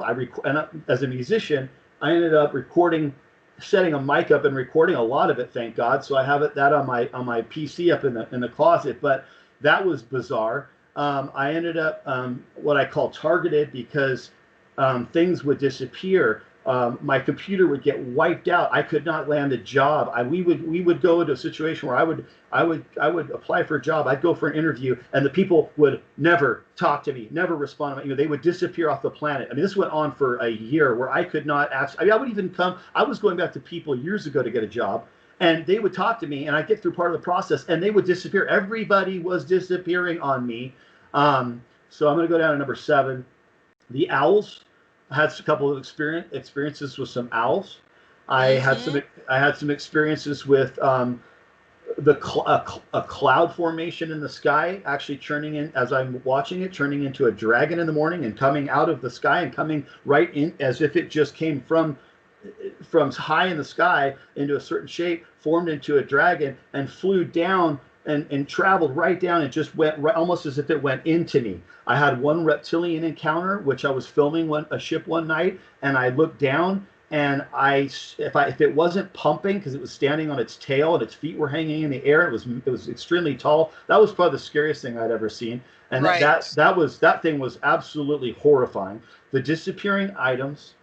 There was a time where I could see a courtyard across the pool from where we were, and I could see entities dancing while I was playing my bass guitar as I was in my apartment, just with looking through the sliding glass doors. And I looked up, and I could see these entities at the opposite apartment in the courtyard, looking at me dancing while I'm playing bass line to a Rage Against the Machine album. And I mean, these things were happening. And then the thing that got to where it went to the next level was the night that I disappeared, and Katie found me in the truck. So we had come home from an event. I don't know what it was. She's an artist. So we came home from one of her events, and she ended up falling asleep about 9:30. I had seen a ship on the way back, but I didn't want to say anything to her because all these things, she was seeing me go through all this, and she couldn't really, it wasn't happening to her. She had a couple sightings with me, but all of this manifestation of things wasn't happening directly to her, so she felt like she couldn't partake in it. She was getting really frustrated. It was affecting our relationship. So I snuck out that night about 9:30, and I went to the courtyard, and I was filming this ship, and I could see it was really far away. It was huge, but it was really far away. I knew that it was a ship because I could see little red lights coming out of it and then going back in it, and out of it and going back in it. I must have been out there for, I would say, 35 to 40 minutes. And as I'm watching this thing, the ship, these little lights that were coming out of this ship were getting a lot closer to me as they would come out and go back in. And I'm filming and I'm watching, and all of a sudden they're now coming out of the ship and traveling all the way to where I was over the courtyard just above me. And I'll never forget knowing that this was a problem, and I had an immense amount of fear come over me. I jumped off of this planter that I was standing on that was adjacent to the carport where I was filming. I was up about 4 feet in the air, and I remember jumping off of it to race back in the apartment, and that's all I remember. That's it. The next thing I know, Katie, is my wife now, is at my car door, pounding on the window of my truck, yelling, saying, "What are you doing? What are you doing?" And I looked up at her, and I unlocked the door, I fell out of the truck, and she picked me up and she pulled me in the house. She's like, it's 3:30 in the morning, and I was just discombobulated. I didn't know what was happening, so I ended up going to bed. Woke up in the morning, went to the restroom. I had my underwear on only. I sat on the toilet and I looked down, and not only did I have hair cut on my legs all the way up my thighs towards my privates, but I had scoop marks on my hands. I had a triangle dot formation, dots on my left thigh, 1, 2, 3, and I had felt like I had bruises all over me, and I had felt like I've been beat up a few times in my days, and I felt like I had been jumped by 7 or 8 guys, literally, and my feet were destroyed. I could not walk for 3 to 4 months. We went to a doctor, and he said I had plantar fasciitis or something. And I thought to myself, well, that's impossible because nothing even happened to me. This is all accompanied this experience. And that morning, when I'm really freaking out as to the time loss and to her finding me, and etc., I ended up getting on my phone and looking at alien abduction symptoms or photos, and every photo that I saw matched what I was looking at on myself, and I felt like I was. If the only way I could describe it is I'm not a woman, but for a woman to be raped, like my mother was when I was a child, I felt I could only explain it like a violation because I knew something had happened to me, but I didn't know. I had no idea what had happened to me, so I was determined to figure it out, and we ended up coming across. I went to MUFON, the MUFON Orange County. No one would help me out. All they wanted to do was sell stuff and other speakers. But I was trying to figure out. I needed answers at this time. And long story short, I'm reaching out to MUFON. I'm reaching out to the hospitals. I'm reaching out to this American UFO thing, and I forgot what state it was in. And everywhere I went, I could not get help from anybody. It was impossible. So we ended up coming across this lady. Her name is Yvonne Smith, and she's I guess a world-renowned hypnotherapist in LA. And I contacted her via email. She responded back to me. She said she would meet me in Newport Beach, not too far from where the incident happened, by the way. And I ended up meeting her with my girlfriend at the time. She brought a guy there. She charged me I think it was like $250 an hour, and I didn't care at the time because this is my life and I needed to find answers. So she ended up taking my whole testimony. She recorded it, and when we were done, she said, I'm going to send you some paperwork if you want to move to the next step and do the regression therapy. And so she sent me this email with all this paperwork, and she said, I just want you to know if you go in this direction, this could affect your life, it could affect your business, it could affect you as having your family, it could affect everything. So you really, really want to think about this and make sure it's something that you want to do. So we decided not to, because I'm too much of a hothead, and I don't know if that would have been the right thing, but for whatever reason, we decided not to do it. And we just, a short amount of time went by. The last thing that happened was a few months later. My girlfriend at the time was in Arizona visiting her sister, and I was alone, and I was in the apartment. It was about 12:30 at night, and I looked over to my right, and there were eyes. I can only describe them as maybe 4 sets of eyes. The blinds were shut, the inside blinds, and we had those typical apartment sliders, so you couldn't see outside, but you could see the eyes. And I would say they're 3 to 4 feet up in the air, and I'm sitting on the couch, and Lorian, I had finally realized that this thing had manifested itself into a situation where things were going to come in, and we were going to have a conversation, and I knew that was going to happen, and the way that our apartment was set up is if I would have went out the front door, I would have had to go out the front door and pass right by where they were standing, and that wasn't going to happen. So as I sat and there looked at them, I started screaming, I started crying, I'm a loud person, and I don't think I've ever screamed or cried that loud in my life. My heart was racing so fast. I knew in my mind that I was probably going to die at that point and have a heart attack, because I did not know if these things were going to morph through the glass. I didn't know what was going to happen, and I screamed out loud. It seemed to be at the bitter end of all of this. Before I felt like I was just going to lose my breath, I said, Jesus, Jesus, help me. And I looked to my left, and I kid you not, Lorian, it looked like it was Jesus, and he was floating in my kitchen, and he was not a full-size character. He almost looked like you know in Star Wars where the beam comes A out. hologram. Hologram. Yeah. So he almost looked like a hologram. So I'm looking at him, and I'm thinking to myself, it was his profile, and I'm thinking to myself, this is insane. I'm losing my mind now. This isn't happening. So I look back to my right to see if the figures were still there. They were gone.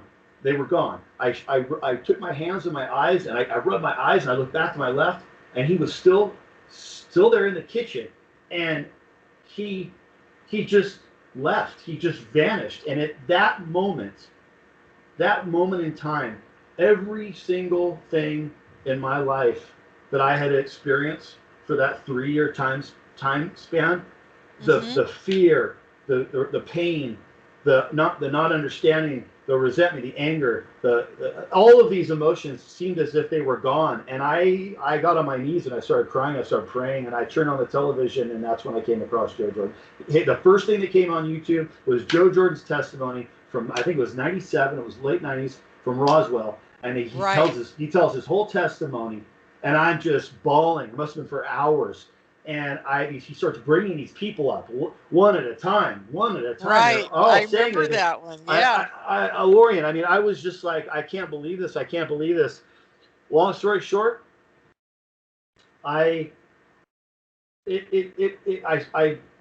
she came back from Arizona. I told her what had happened. We got on the CE4 research group's page. We printed out these. There's some 8. I won't get into it now, but there's some 8 points that you can print out that you can follow when you've had experiences like this. And so I thought, well, I mean, this is so powerful, and these people, they were able to eliminate their experiences by calling out the name of Jesus, by the authority of Jesus Christ. So I've got to really pay attention to what's going on. So nevertheless, Katie printed all these forms out. She posted them all over the apartment, and for the next week or two, I read them every morning when I was brushing my teeth, when I was in the kitchen, when I was in the bedroom, and I started going to church by myself. And I started reading the Word, and I started listening, and I started paying attention. And that leads me up to April 2020. All I want to do is thank Joe for God using him to come into my life and to validate what I was experiencing was demonic, and to validate that by the authority of Jesus Christ and by His name alone, that these things can stop, and these things can free people from torment of any type, and especially from this spiritual realm that is around us all the time, that I'm completely aware of, as I know you are. So when he asked me to co-author this book, I was blown away, but it was something that I really didn't know if I wanted to do. But then I thought, you know what? I was talking to my wife about it at the time. I thought, honey, can you imagine if we would have had a resource at the time, like a book that when we were searching, because there was a couple of year period there where when you can't find solutions to these things that are happening to you, you could very well commit suicide. You could very well have you could go back into drug addiction. You could very well, you could lose your mind, and who knows what could happen. But to have a resource where you can hear our story, my story, you can hear 60 plus other testimonies. You can hear 400 over the course of 30 years plus testimonies that Joe has encountered himself through his research. And now I can provide that and work on that with him, and we can provide that as a resource to people who may be encountering situations like this. Guess what? Now I have a purpose. Now I know what my purpose was created. Now I know what I was created for, or at least what I'm not getting any younger, and I've done a lot in this lifetime, but I really wanted to make an impact. And like you said earlier in the conversation, or earlier in the interview, this is something that can get so crazy and so evil and so much despair and so much hopelessness can accompany this, that if one person can find this book and read it and come across what we were able to come across because of his research, praise God. I feel like I could die right now just by talking to you, and hopefully the listeners that are listening today, and the interview I had last month.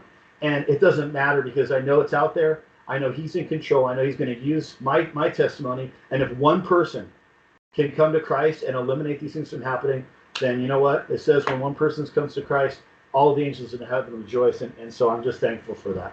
I'm just really thankful for the whole experience.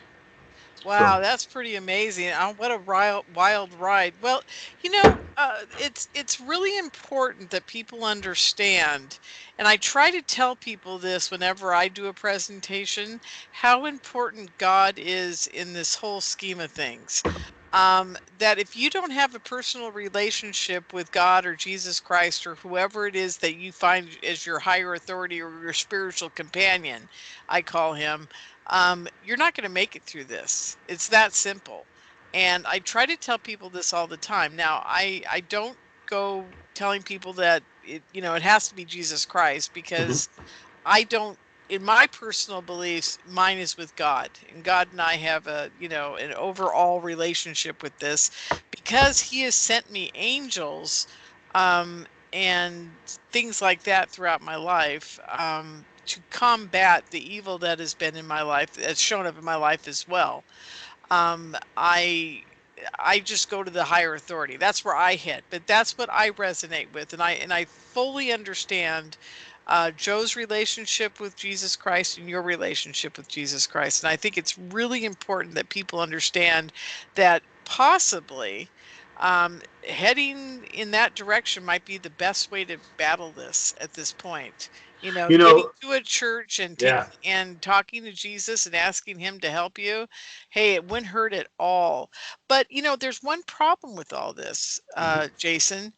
Most of these people I talk to, they love the excitement of it all. They don't think it's demonic. They don't care that it might have a bad outcome. Well, I'm going to give you a warning. I'm going to give a warning to everybody that's listening to this tonight. I want to be crystal clear. The worldview of this UFO alien abduction scenario, as I'm sure we'll get into when we talk again in September, um, this is doing a disservice to people. And just like we're going through a lot of manipulation now, I really believe that this is part of that manipulation. And I want people to understand that if, as a young child and is going through this, I was obsessed, I was fascinated. Dude, for a lot of the time until it got physical, right? It was something that was drawing me in. And I just want people to know that eventually, okay, eventually, from my experience and from others, from the testimonies and from the experiences and from the research that Joe's done, eventually things change, and it's not in the direction that people think it's going to be, because they come in. There's nothing new under the sun. Jesus was the same yesterday. He's the same. He is tomorrow. Fallen angels were cast down. They're here. You know that very well. And I'll tell you this right now. One of the best Bible verses, and you're right, Lauren. I mean, if it's God, if it's Jesus, if it's a church, hey, I know one thing: by the authority in the name of Jesus Christ, these things can be overcome, because it's proof. And Absolutely. if people want to ever open up their Bible and they want to go to Ephesians 6, it specifically says, and when I going through these experiences and then reading the Bible again and not doing it since I was a young child, and you come across something like this, he says a final word: be strong in the Lord and in his mighty power. Put on all of God's armor so that you will be able to stand firm against the strategies of the devil. For we are not fighting against flesh and blood enemies, but against evil rulers, authorities of the unseen world, against mighty powers in this dark world, against evil spirits in the heavenly places. So to me, once that came across to me again, and you dive in a little deeper and you stay in prayer, and I think if you say, God, show me the truth no matter what the cost, show me the truth no matter what the cost, I think that regardless of how he works with each individual, I think that through Jesus Christ and through his Father, who is God, one and the same, I believe that people can find peace. I think they can get through this stuff, and they can eliminate the experiences from happening. And that's what that's the book Piercing the Cosmic Veil offers. And I'm just thankful to be a part of it. I really am. God, we didn't say the title of the book until just now. I Piercing know. the Cosmic Veil. It's You guys piercing have got to get it. It's fabulous. I've read 2 or 3 chapters. I didn't get very far because I had work to do, but I'm going to finish it soon. I promise. I think it's fascinating. It's a really interesting read. It talks about all these different people's experiences Yeah. and what they went through in their relationship with God and Christ, and I think it's just amazing. So, yeah, great read. Piercing the Cosmic Veil. You can get it on Amazon and anywhere, right? Anywhere. Yep, it's on Anywhere. Amazon, your Okay. Barnes and Nobles, any online shop. Here's to the Cosmic Veil. It's available, and yeah, it's like you said. I wish I would. In retrospect, if I would have had this available to me, it would have it may have eliminated Yeah. a lot of that stuff I had to endure. So But I don't, I I don't know. still have a hard time because, like I said, I grew up being part of this whole thing, whatever it Yep. may be. Because my Mm-hmm. grandmother saw an angel that saved her, and then an angel saved me at 18 months old, and it's just been part of my life. I Sure. mean, I just grew up knowing things. I grew up having angels stand by the side of my bed, a beautiful woman come through my wall with just nothing but love in her heart. And I've been taken to a place of love and light that I was told is where I go after I die, and I've met God or what he never had a form, but I knew it was God, and it was so loving and so amazing that there's no words to describe it here on this planet. That's So awesome.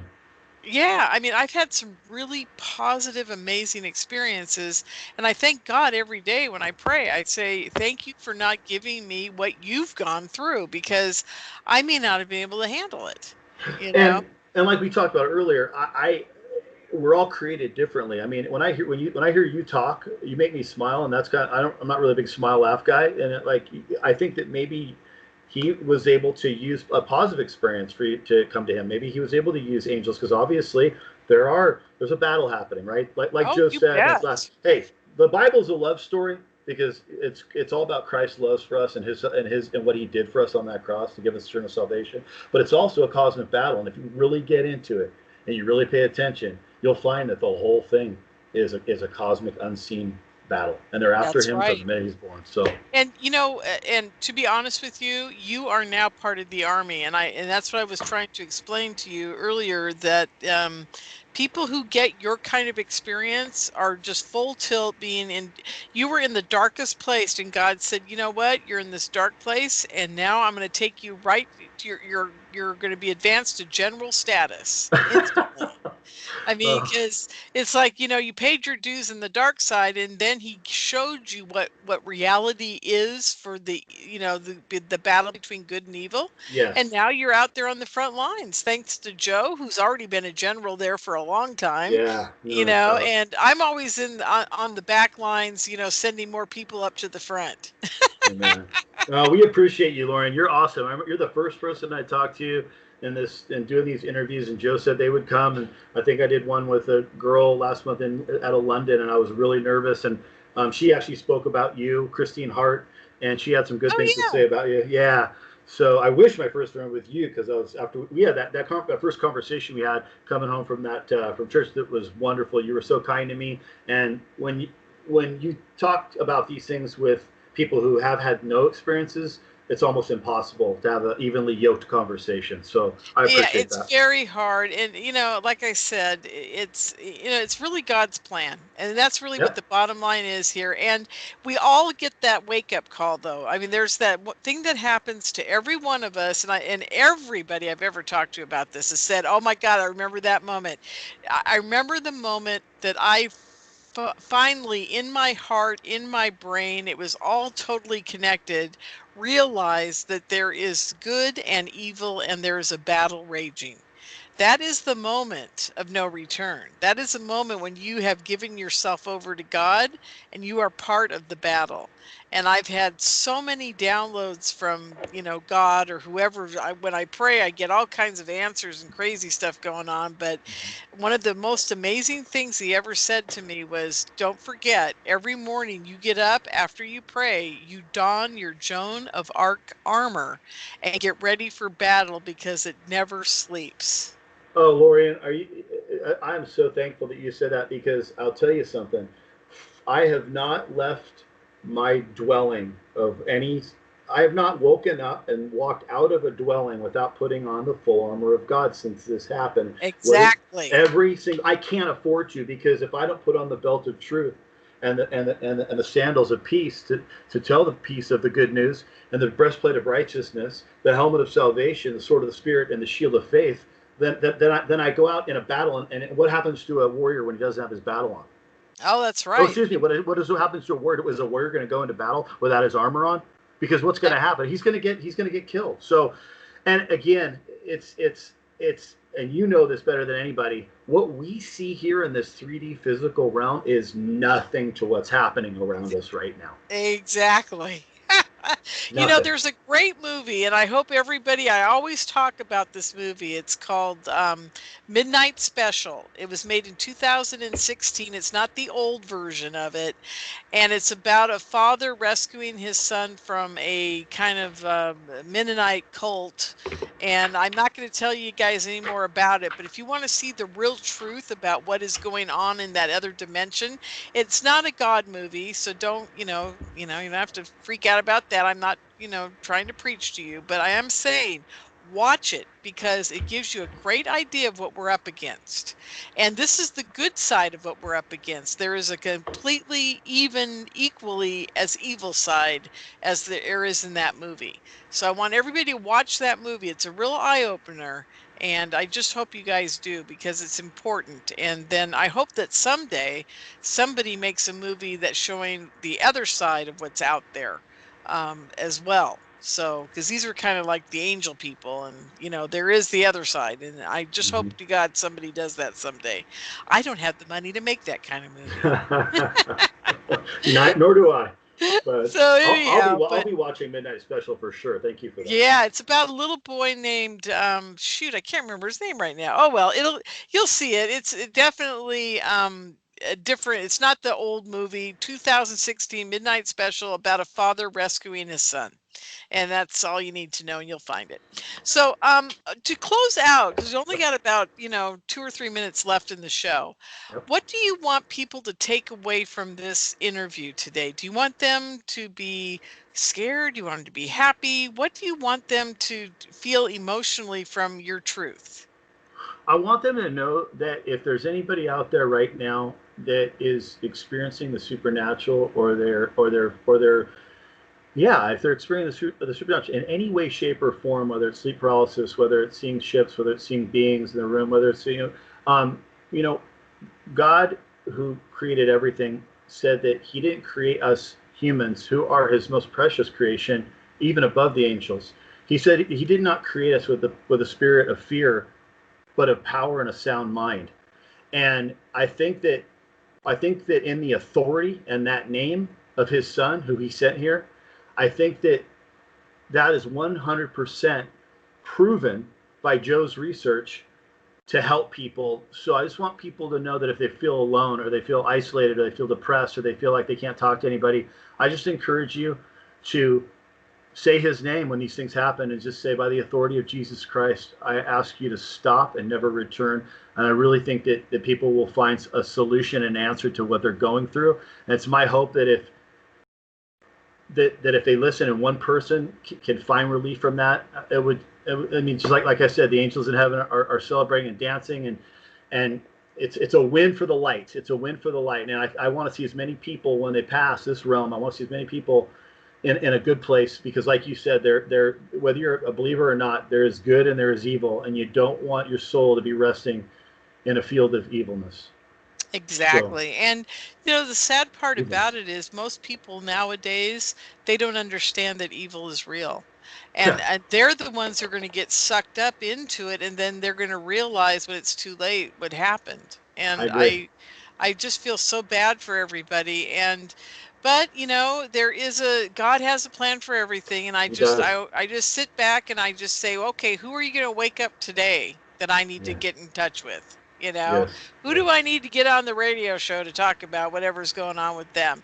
And I run the gamut. I go from one end to the other, but I'll tell you what, I've never had a Satanist on my show, and I've never had anybody like that on my show, because I absolutely refuse to give them a platform to stand on. And it kind of bothers me that there's other people out there in my industry that will give these people a platform to stand on just because they'll sell something, Right.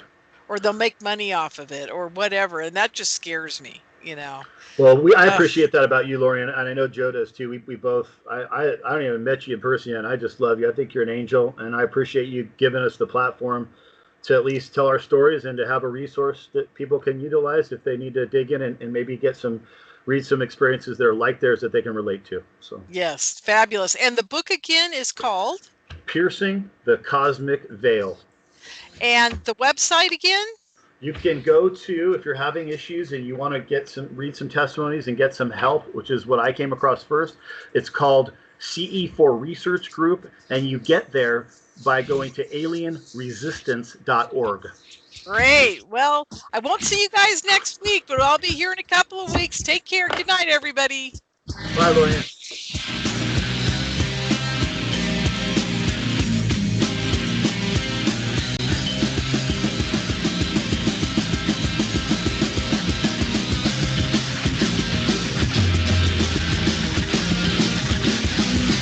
Thank you for listening to Revolution Radio.